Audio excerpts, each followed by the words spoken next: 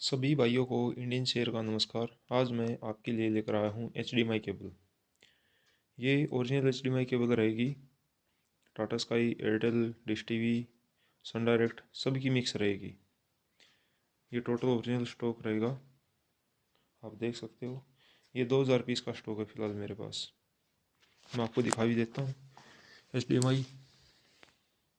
ये देखिए,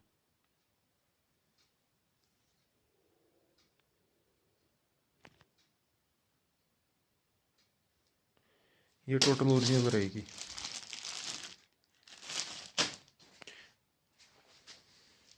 आप चेक कर लो खुद, टोटल ओरिजिनल है। अगर किसी भाई को सिंगल पीस लेना हो तो भी मिल जाएगा, लोट में चाहिए लोट भी मिल जाएगा। क्वांटिटी चाहे थोड़ा चाहे ज़्यादा, कितना भी चाहिए उतना ही मिल जाएगा। ये देख लो आप।